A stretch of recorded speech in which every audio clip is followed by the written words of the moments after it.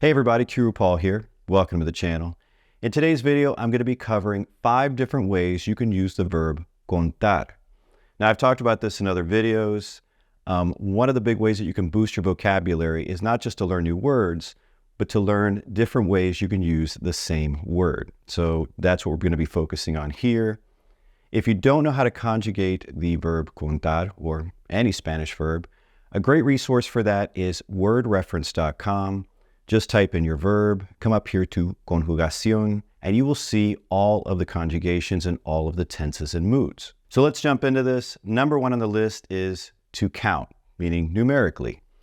Do you know how to count from 1 to 10? ¿Sabes contar del 1 al 10?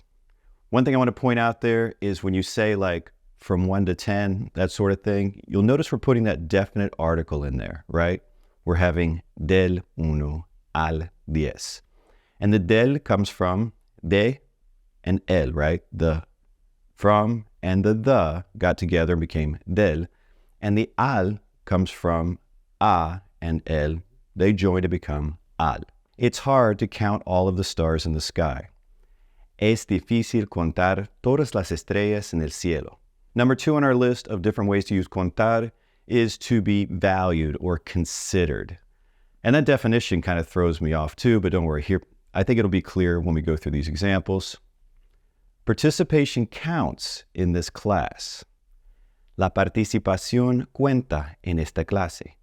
You see, that's a very similar usage, to English. Like if you're like, hey, I just scored a goal. Oh, that goal didn't count. That's the type of usage we're using here in Spanish. The third one on the list is one of the most common ways you're going to be using the verb contar, and that's to narrate or tell a story or tell a joke, that sort of thing. I'll tell you what happened last night. Te contaré lo que pasó anoche. Te contaré lo que pasó anoche. So we have a few things happening in that example right there. Obviously, the focus here is on how we're using contar, right?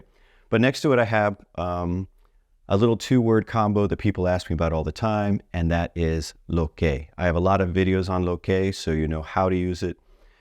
Short version is, if you would say in English what, but you're not meaning the question, like I will tell you what happened last night, and you can think of that what as the thing that or that which, you're going to use lo que.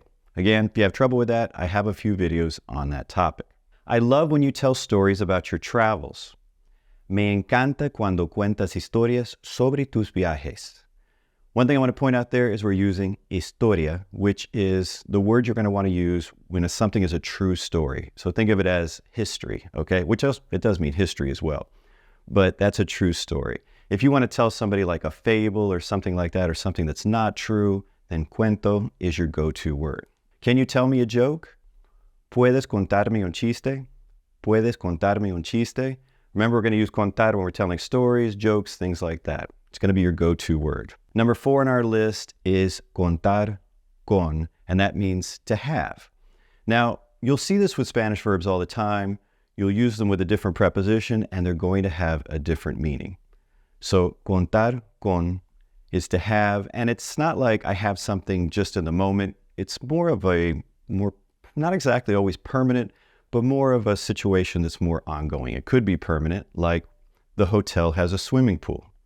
El hotel cuenta con una piscina, that sort of thing. But you could also say like the company has 50 employees. La compañía cuenta con 50 empleados. In that case, they may get 51 one day, but this is not something that's in the moment. If I have a piece of paper, then I'm going to use tener. Tengo este papel. I have this paper. I'm not going to say cuento con este papel. That would be a little odd. Number 5 on our list looks just like number 4, but the meaning's different. So here we still have contar con, but this means to count on someone or something or rely on it.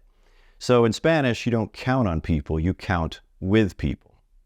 You can always count on her in difficult times or rely on her in difficult times. Siempre puedes contar con ella en momentos difíciles. And if you want to be like, hey, you can count on me, puedes contar conmigo. Puedes contar conmigo.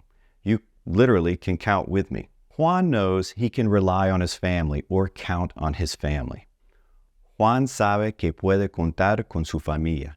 Juan sabe que puede contar con su familia. It's not that tough, right? Well, there you have it. That's 5 different ways you can use contar to say different things in different situations. It's a nice boost for your vocabulary, huh? If you enjoyed the video, just do me a favor and give it a thumbs up. And until next time, hasta luego.